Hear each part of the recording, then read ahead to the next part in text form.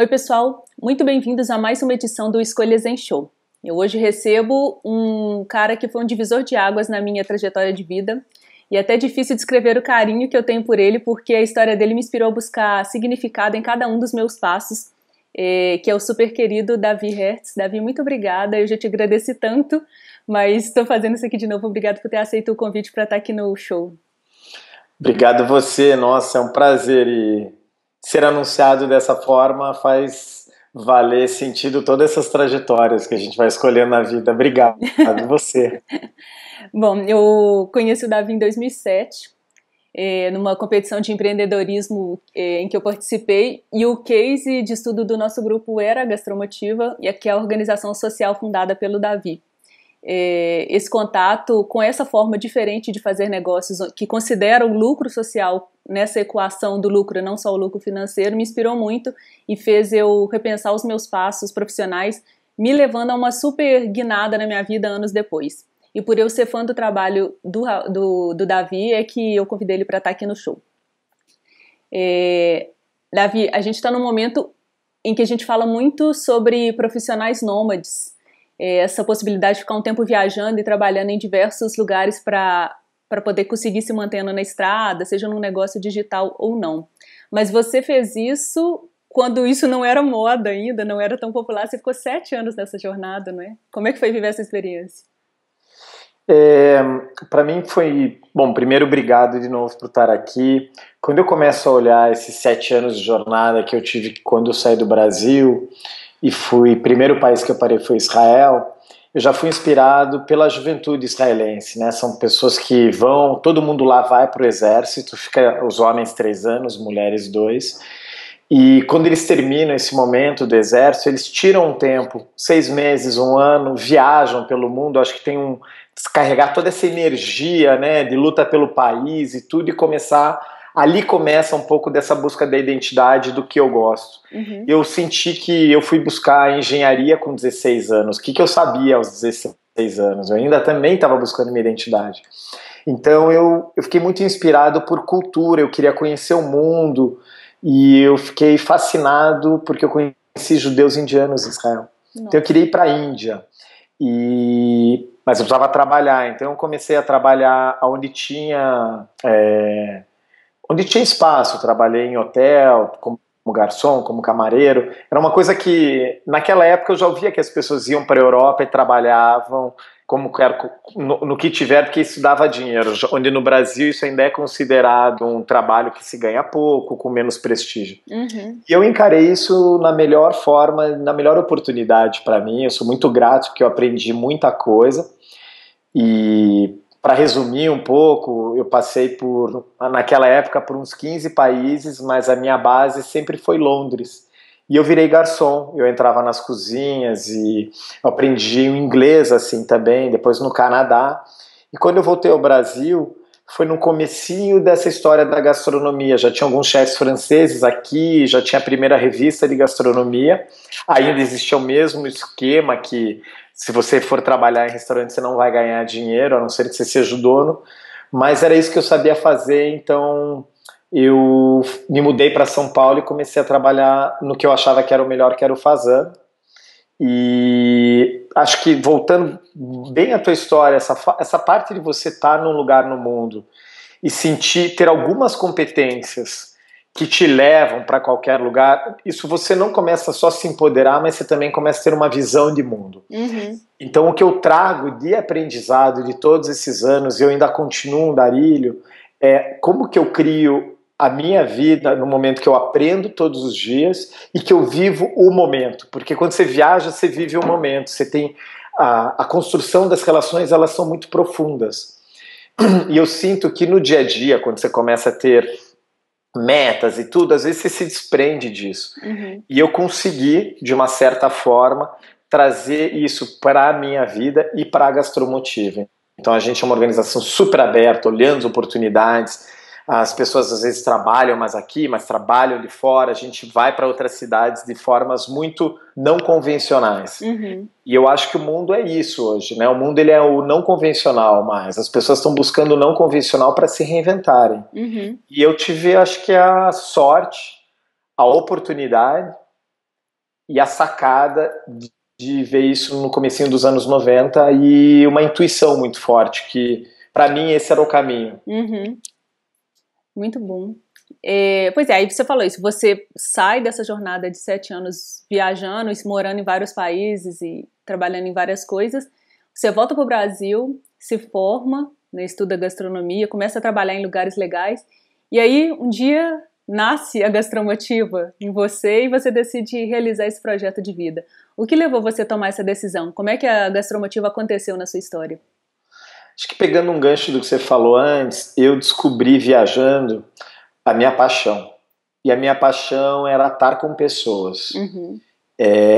Quando eu entendi a gastronomia, quando eu vi a parte de comida, eu me sentia apto a isso. Então a comida virou o meu meio.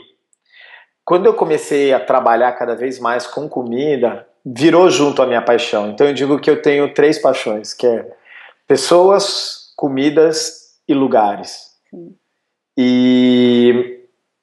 E quando eu me profissionalizei, quando eu fui para fazer, eu fiz parte da primeira turma de gastronomia no Senac de Águas de São Pedro. Uhum. Como eu já tinha feito muita viagem, eu estava muito em busca de conhecimento.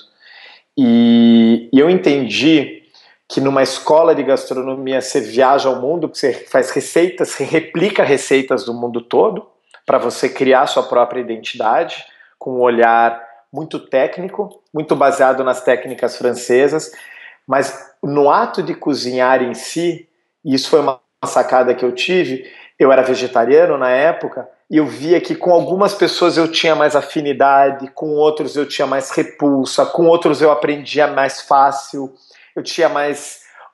eu me identificava com olhares e formas de trabalhar com alguns chefes, professores, com outros eu não me identificava, e fora isso me trouxe muita disciplina, organização. Então quando eu saí de lá, eu saí querendo ser professor, porque eu me desenvolvi muito como aluno, mas como eu sabia muita coisa sobre a culinária asiática, que é onde eu morei, eu fui convidado já a ser professor e eu tive o prazer de ter um curso de 1 ano para virar professor em gastronomia. Eu amei isso, mas ao mesmo tempo eu fui puxado para a cozinha.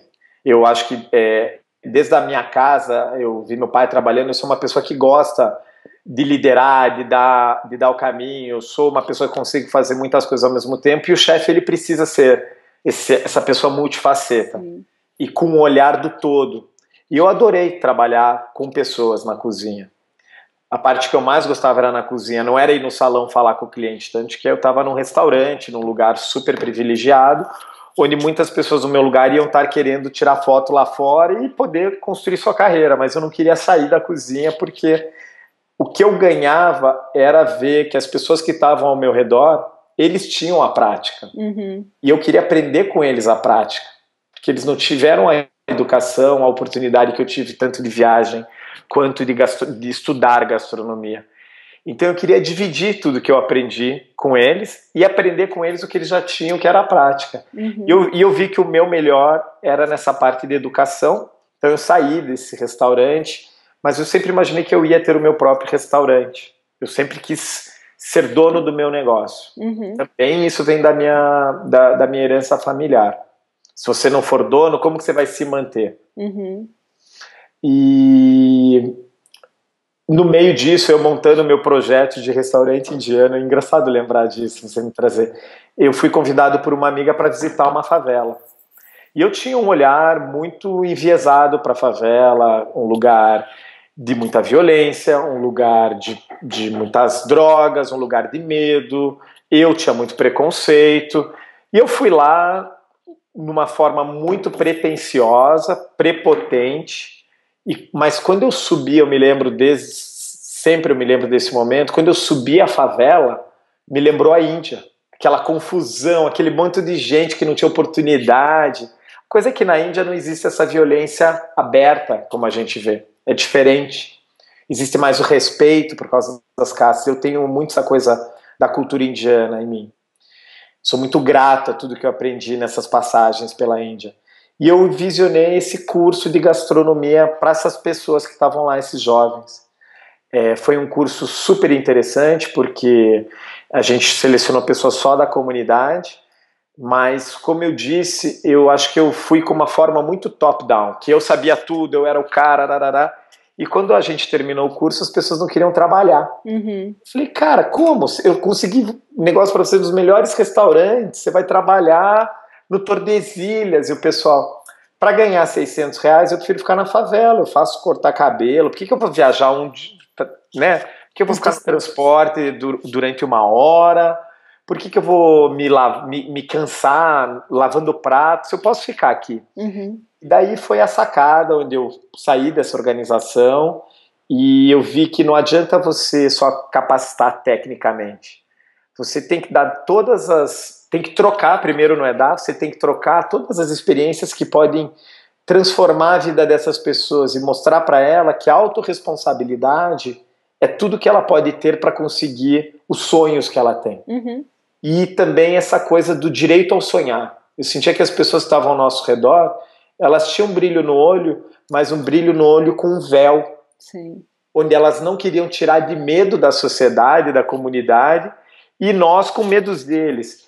E graças a Deus eu conheci uma dessas alunas, que foi a Eurideia, que passou por todo esse processo, onde eu vi ela se transformando, a gente acabou parando na ONU junto para contar a história de vida dela de transformação, e a gente fez esse pacto de vida que a gente tem até hoje, que assim, eu vou buscar com os meus recursos, com a minha rede de contatos, o maior entendimento, educação, recursos para a gente poder transformar essa realidade que você vive. E você nos ajudar a criar essa ponte. E daí a gente começou junto. Então, naquela época eu comecei na minha casa qualificando 5 pessoas. E era um curso profissionalizante em cozinha e salão, mas muito focado em empreendedorismo. Uhum. E daí essa coisa evoluiu e eu posso te contar como está hoje. Mas para mim foi... Eu digo que a minha ficha caiu a primeira vez quando eu subi lá e tive a visão, mas a segunda mesmo foi quando eu vi que você não ensina nada a ninguém. Você troca e você cocria, e você colabora e você gera entendimento entre os dois lados. O que a gente faz na Gastromotiva ou com essas pessoas que vêm de outras realidades, e isso eu aprendi viajando, você gera um relacionamento, uma afeição, uma empatia. Uhum. E a comida, eu acho que para mim é o melhor canal para gerar essa empatia. É um instrumento, né? A Gastromotiva, ela foi o primeiro empreendimento sob essa definição de negócio social que eu conheci. E talvez por isso também tenha sido tão impactante há 8 anos, quando a gente se conheceu. Quais foram e quais são ainda os principais desafios que esse perfil de negócio enfrenta? Olha, Luciana, naquela época, você lembra, a gente tinha um buffet, então a gente se mantinha de produção de eventos. Uhum. Então, meus concorrentes eram os grandes buffets de São Paulo. Então, eu como gastrônomo-chefe, eu tinha vamos dizer, um cardápio mais elaborado, eu entrava em casa de diretores, eu atendia empresas, e eu acreditei que naquela época, por ser um negócio social, onde o lucro era reinvestido em educação, ia ser uma coisa muito óbvia para todo mundo. Mas durante 6 anos, a gente refez isso dessa forma, ganhou alguns prêmios, como da Folha, Empreendedor Social de Futuro, foi selecionado pela Artemisia, ganhou prêmio da Prazeres da Mesa, que no meio gastronômico é o mais importante, isso em 2008, 2009. E o que eu mais ganhei em 2010 foi um MBA, porque toda a minha experiência era de gastronomia e o que eu aprendi na loja do meu pai. Uhum. Então eu tinha uma gestão muito clara, mas não uma gestão de longo prazo, uma gestão de impacto, porque o buffet era muito difícil de se replicar. E meu sonho foi sempre levar o espírito e a metodologia da Gastromotiva para o mundo. Meu sonho é transformar a gastronomia. Uhum. E isso a gente fala desde lá. O buffet era um canal. Sim. Então, naquele momento, eu resolvi que era o momento de entregar o buffet, encerrar o buffet, que era a nossa principal atividade comercial. Uhum. Naquele momento, a gente já tinha alguns parceiros que faziam doação. E a gente se assumiu como uma ONG naquele momento. Isso foi em 2012. Uhum. E essa virada foi muito difícil para mim, porque eu nunca me imaginei como um presidente de uma ONG, mas foi o que gerou sustentabilidade e impacto. Então, naquele ano, a gente formava 30 pessoas por ano, mais ou menos, ou 50. O buffet ficou com a Aurideia, que foi minha primeira sous-chefe. Hoje ela tem, e ela emprega mais de 20 pessoas na comunidade dela, também atendendo grandes clientes, empresas. Hoje ela atende a TAM, Boticário, Avon. Mas ela também atende a favela. Então eu vejo que esse modelo de negócio de impacto funcionou, mas funcionou para ela, para o beneficiário, onde nós que precisamos de mais recursos, mais escalas, porque eu faço isso para gerar impacto. Eu preferi fechar o buffet e receber doação, e esse ano a gente forma 750 pessoas. Além de começar a influenciar políticas públicas, trabalhando com o Ministério do Desenvolvimento Social, trabalhando com o governo aqui em São Paulo para levar a Gastromotiva para dentro das prisões. E talvez se eu não tivesse aquele momento de fechar o buffet e me assumir como ONG, a gente não teria gerado tanto impacto.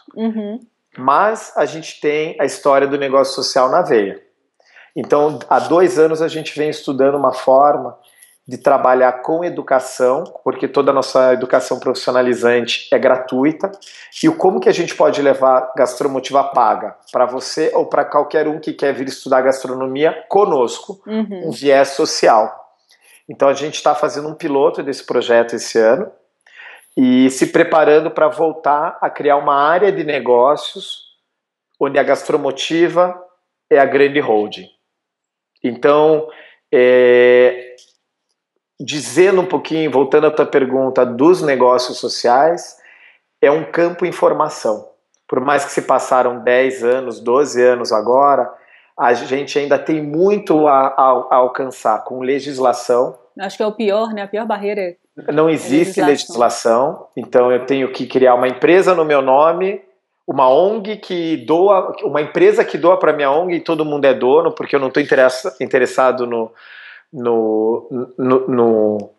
burocrático. Eu estou interessado que seja legal tudo isso, mas eu preciso ter benefício, eu não posso trabalhar inviabilizando o nosso projeto, que é gerar impacto no final.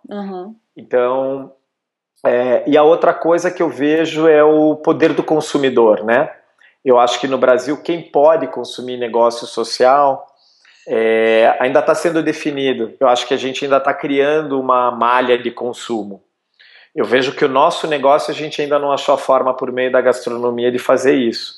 O meu sonho, dividindo com todo mundo, é vender comida de qualidade, onde ela possa ser vendida tanto num supermercado como Santa Luísa, de alta renda, que tem qualidade, como em Cidade Tiradentes.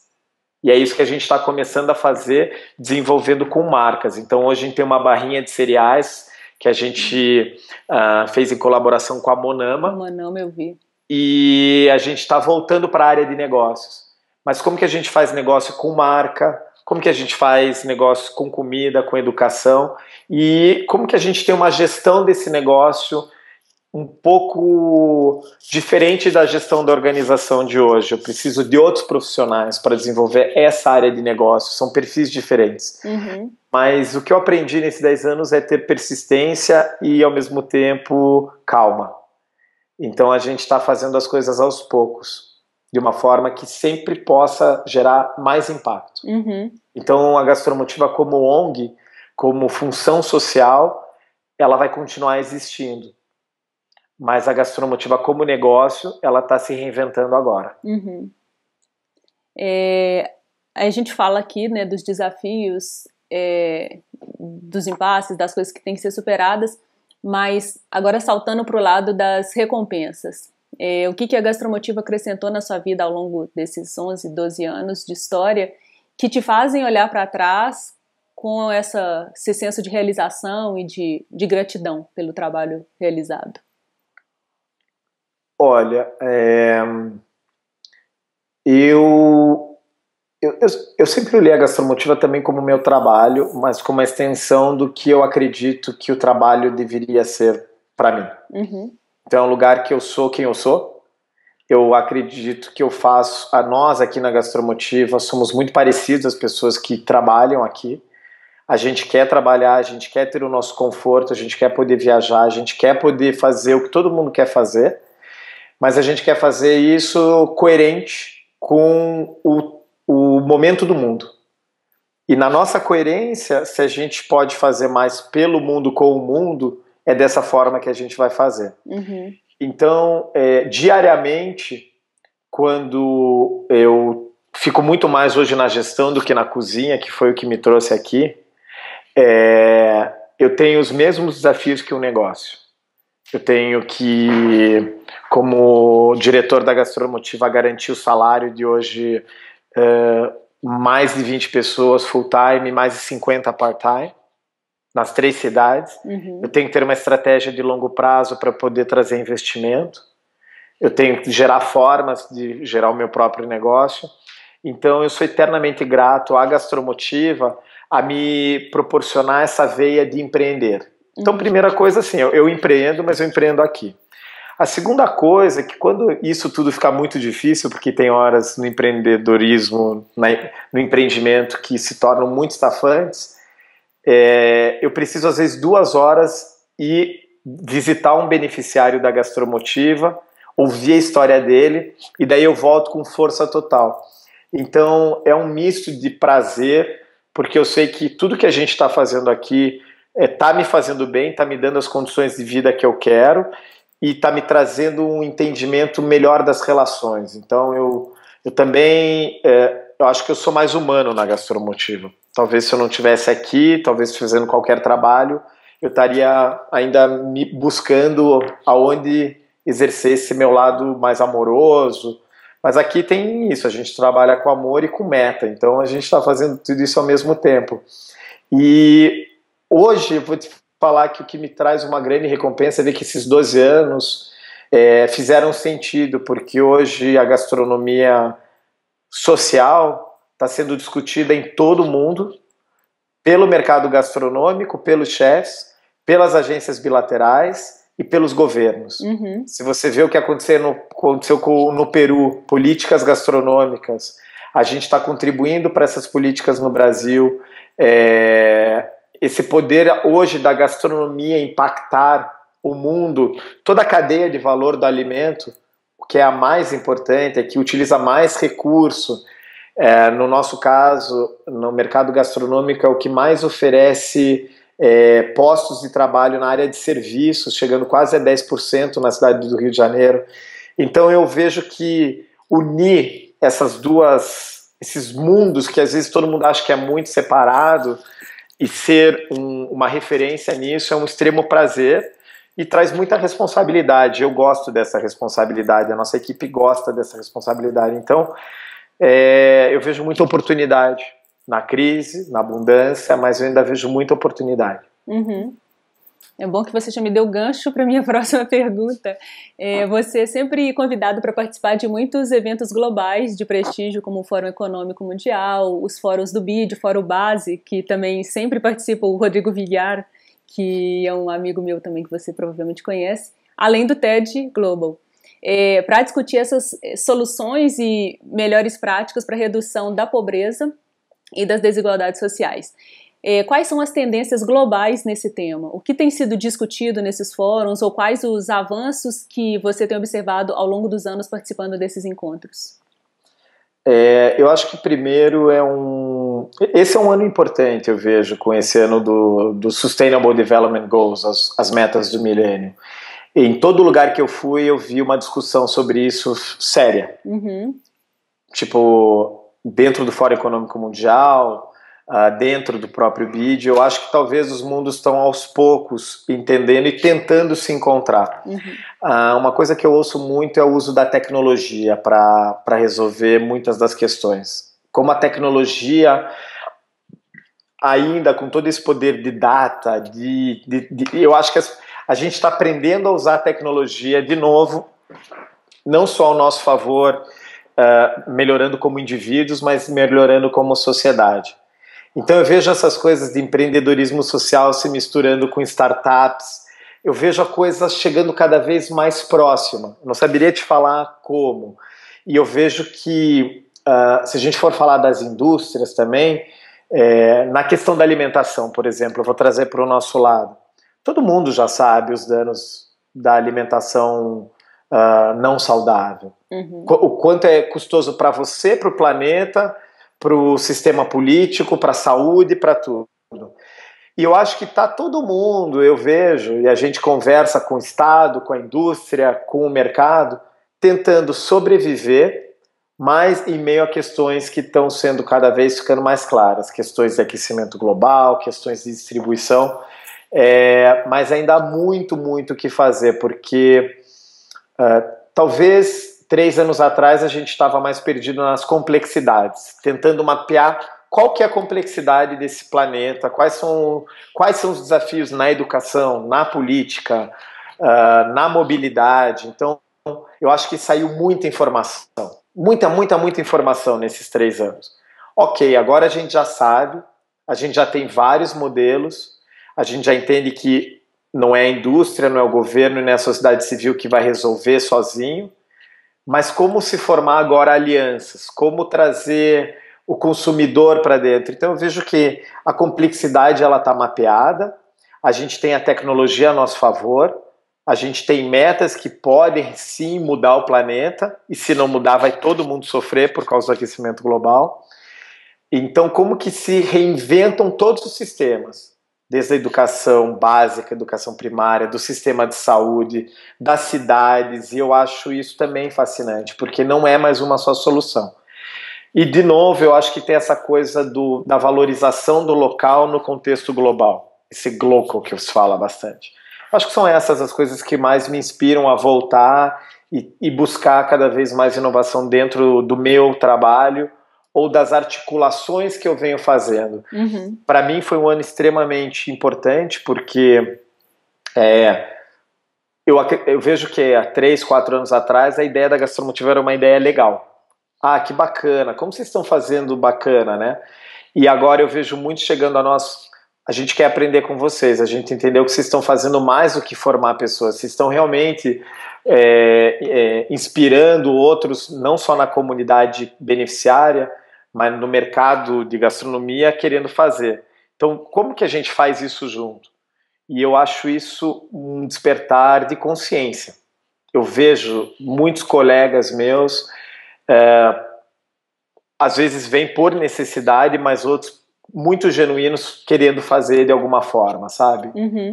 Mas a gente ainda está anos-luz das soluções que podem ser feitas. A Gastromotiva é uma... Eu falo assim, hoje a Gastromotiva forma em torno de 1.000 pessoas por ano, imagina 1.000 chefs formando 1.000 pessoas. São 1 milhão de pessoas com oportunidades. Então acho que usar a tecnologia para que cada vez as tecnologias sociais cheguem e mais pessoas possam se empoderar delas e replicá-las e utilizá-las. Esse é um canal que eu quero desenvolver e mais para o mundo da tecnologia para poder fazer a coisa menos presencial e cada vez mais à distância, mas com a mesma força de transformação. Esse empreender no Brasil já é uma aventura para os corajosos, né? A gente sabe todos os impasses que tem. E empreender um negócio onde o lucro financeiro não é a principal medida de sucesso, mais ainda. Quais são as lições mais valiosas que você pode compartilhar com as pessoas que se inspiraram agora com a sua história e que também desejam empreender alguma coisa que tenha um propósito, como propósito central, solucionar algum problema social ligado à redução das desigualdades e oportunidades? O que você pode dizer para as pessoas? Alguma dica para quem se inspirou e quer começar alguma coisa nessa linha? Primeiro, uma jornada de autoconhecimento. Vai entender por que você está fazendo isso, o que você ainda precisa resolver dentro de você para poder se dedicar a algo que é maior que você. E isso, eu sou muito grato pela Artemisia, pela Choca. Meus primeiros anos foram anos de aprendizado. A gente errou muito, a gente continua errando, então acho que o segundo aprendizado é não tenha medo de errar. O modelo pode ao longo do tempo você vai ter que fazer escolhas que são difíceis. A gente geralmente tem que fazer escolhas que são difíceis, que atingem outros, mas você tem que seguir a tua intuição e o teu poder de persuasão, criar uma visão de longo prazo, não fazer nada imediatista, criar uma visão de longo prazo e estar muito aberto a todos os networks que vão aparecer, porque são deles que vão vir as oportunidades. Para mim, não tenho dúvida que são todos esses networks que abriram as oportunidades da Gastromotiva, e ser muito fiel ao seu propósito. A minha missão, eu falo que quando eu subi aquele dia na favela, eu encontrei minha missão de vida, está claro para mim, já resolvi isso mesmo em terapia, em tudo, meditação, sabe, eu sei disso, eu sei as dificuldades. E o propósito da organização que você está colocando e se aliar às pessoas que têm o mesmo propósito que você. As pessoas que estão na Gastromotiva, que já passaram, que continuam fazendo, são as pessoas que tinham esse propósito e encontraram aqui. Então, estar aberto a ouvir as pessoas muito hoje em dia, estar aberto a trabalhar na colaboração e se cercar de pessoas que fazem coisas que você não faz tão bem, que fazem melhor que você, porque elas vão fazer parte da história junto com você. Muito bom, Davi. Antes da nossa última pergunta, a gente já está caminhando para o finalzinho, eu quero mais uma vez fazer um reconhecimento pela sua coragem, no sentido original da palavra mesmo, de esse agir pelo coração, e por ter tido a resiliência e a persistência de tornar não só a Gastromotiva no que ela é hoje, mas por ter contribuído para todo esse cenário dos negócios de impacto no Brasil. Porque, como diz o ditado, são os exemplos que arrastam, né? São as histórias que deram certo, que inspiram a gente a seguir buscando, e desbravar esse caminho é uma escolha que pede bastante garra, bastante vontade, não é para qualquer um, e você está aí para provar que é possível. Então, muita gratidão mesmo por você, gratidão, inclusive obrigado. por você ser uma das minhas referências profissionais mais fortes. Nossa, obrigado. E engraçado, né, que eu terminei falando das conexões e integrações. Eu sou movido a isso. Eu achei uma palavra para mim. Eu sou networkaholic. Eu adoro. Networkaholic. E é isso que eu faço na Gastromotiva, porque todos os resultados que acontecem hoje na Gastromotiva, eu tenho a honra de dividir, dizer que quem faz é a minha equipe. As ideias vêm deles, eles acabaram de emplacar um projeto lindo de educação alimentar infantil, que a gente vai começar a divulgar esse projeto agora, que já é feito há 2 anos, e a gente está começando a ser reconhecido e ter investimento nesse projeto, e foi tudo eles que criaram, e assim, esse é muito forte, quando você vê que não depende mais de você e que você pode agora empreender de novo, sabe? Sim, ou fazer o que você faz de melhor, que é esse movimentar da rede mesmo. E, bom, então, a nossa última pergunta, eu sempre pergunto para as pessoas no final da entrevista, alguma escolha zen dentro dessa concepção de equilíbrio e consciência que elas ainda não fizeram, ainda não realizaram, mas que desejam ou que sabem que precisam colocar em prática. Tem alguma escolha, alguma coisa que você ainda não fez, que você quer fazer? Seja por você, pelas pessoas ou pelo planeta. Eu estou bem no momento que eu tenho muita disciplina no trabalho, e quando a vida aperta, daí eu vou para meditação, para exercício, para tudo isso, mas aí me falta disciplina e organização. Então hoje eu estou buscando uma unidade também fora da Gastromotiva, que é o meu eu, assim, que eu sei tudo que eu tenho que fazer. E eu falei disso hoje de manhã com uma terapia que eu fui. Então eu não queria prorrogar mais as coisas que eu sei que já me fazem bem e me dão mais energia para eu voltar para o meu trabalho. Então hoje eu estou buscando uma unidade interna, pessoal, para poder fazer muito mais. Davi, mais uma vez, então, muito obrigada pela sua presença aqui no show, ficou muito feliz mesmo. E para quem acompanhou a entrevista até aqui, meu muito obrigada sempre. E compartilhe se você gostou dessa entrevista, para que mais pessoas tenham acesso a todo esse conhecimento que a gente tem discutido aqui. E até o próximo episódio.